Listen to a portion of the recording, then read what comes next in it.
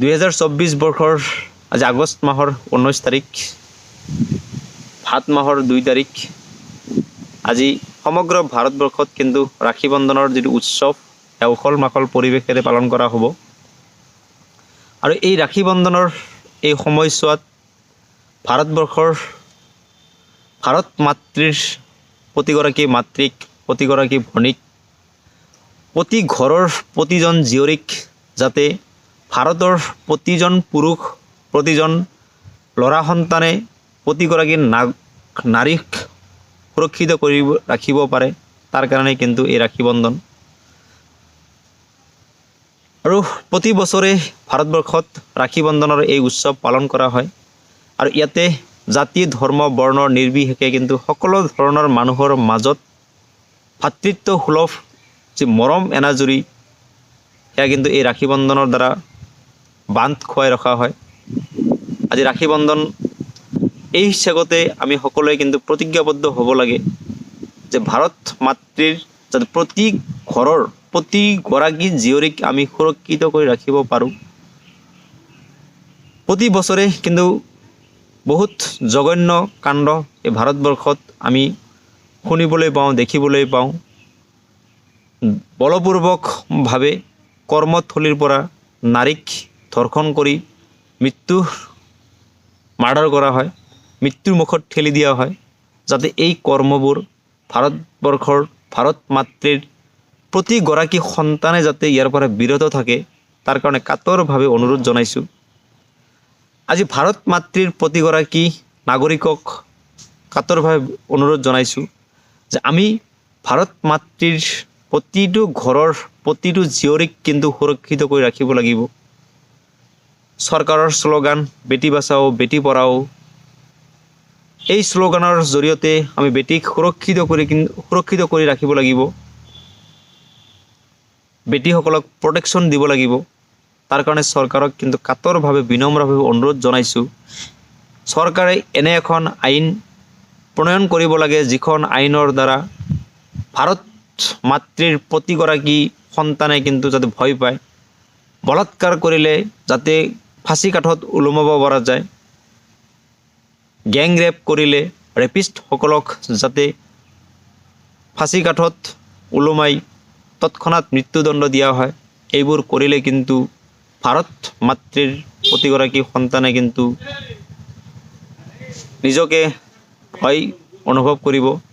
তেখেতসকলে কিন্তু এনেবোৰ অপকৰ্মৰ পৰা বিৰত থাকিব, দূৰত থাকিব, অপকৰ্মৰ পৰা কিন্তু নিজক সুৰক্ষিত কৰি ৰাখিব পাৰিব। তেতিয়াই কিন্তু আমাৰ ভাৰত মাতৃৰ প্ৰতিগৰাকী জীয়ৰে কিন্তু সুৰক্ষিত হৈ থাকিব।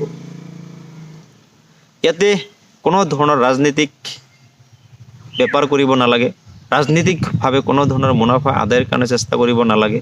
ইয়াতে কোনো ধৰণৰ জাতি ধৰ্ম বিচাৰ কৰিব নালাগে।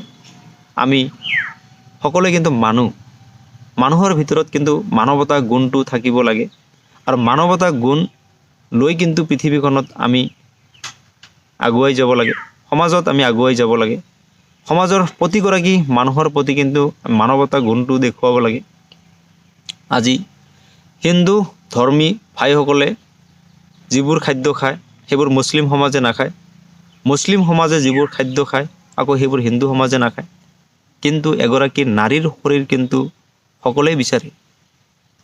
এগৰাকী নাৰীৰ শৰীৰটোক লৈ কিন্তু ইয়াতে হিন্দু মুছলিম বুদ্ধ খ্ৰীষ্টান কথা নাই, সকলোবোৰ মানুহেই কিন্তু এতিয়া নাৰীৰ দেহালৈ নিজক বিভিন্ন ধৰণৰ তাতে এনজয় কৰিব বিচাৰে। নাৰীৰ শৰীৰটোক কিন্তু তছনছ কৰিব পাৰে। কুকুৰ মেকুৰীৰ দৰে কিন্তু নাৰীৰ শৰীৰটোক কামুৰিব পাৰে, তাৰ মাংস টুকুৰা টুকুৰি কৰি খাব পাৰে। এনেবোৰ জঘন্য কাণ্ড এইখন ভাৰতবৰ্ষত সংঘটিত হৈ আছে।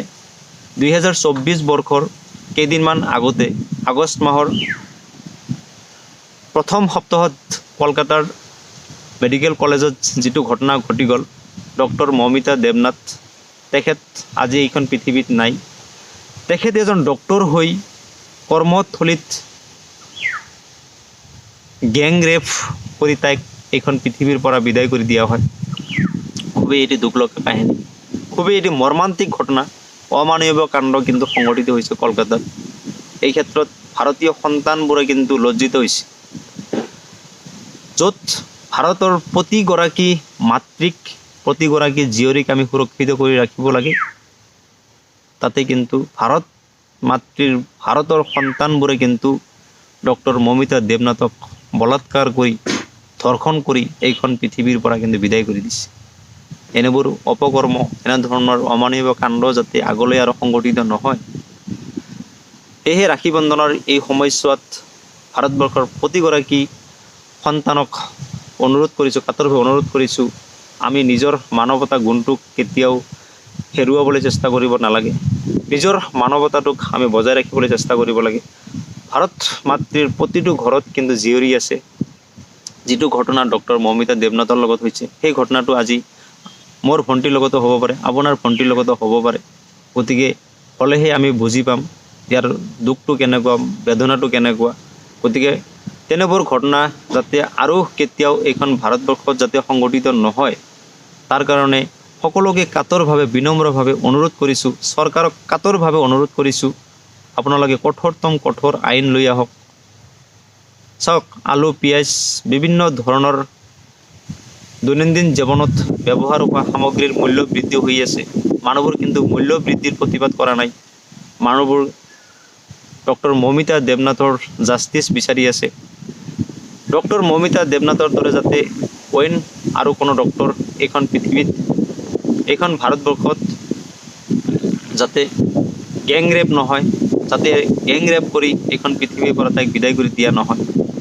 সেইকাৰণে ভাৰত চৰকাৰক, বিভিন্ন ৰাজ্যৰ চৰকাৰসকলক কাতৰভাৱে অনুৰোধ কৰিছোঁ, আপোনালোকে এনে এটি আইন লৈ আহক, যিখন আইনৰ দ্বাৰা মানুহবোৰ এনেবোৰ অপকৰ্ম কৰিবলৈ ভয় পাব।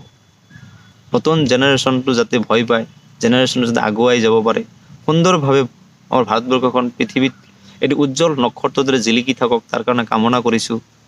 2024 বৰ্ষৰ ৰাখী বন্ধনৰ যি খোল মাখল পৰিৱেশ, সেই পৰিৱেশৰ সকলোকে অন্তৰৰ পৰা শুভেচ্ছা জ্ঞাপন কৰিছোঁ। বেটি বাচাও, বেটি পঢ়াও, কিন্তু বেটিক আমি কিন্তু ঘৰৰ পৰাই সুৰক্ষিত কৰিব পৰা নাই। আজি ছোৱালীবোৰক কিন্তু ৰাস্তা ঘাটে সুৰক্ষিত নহয়। এই ক্ষেত্ৰত কিন্তু আমি পুৰুষ সমাজ কিন্তু নাৰীসকলক সুৰক্ষিত কৰিব লাগিব। কাৰণ কাতৰভাৱে আকৌ অনুৰোধ কৰিছোঁ সকলোৱে কিন্তু মানৱতা গুণটো বজাই ৰাখিবলৈ চেষ্টা কৰক। সকলোৱে ভালে থাকক, সুস্থ থাকক কামনা কৰিছোঁ।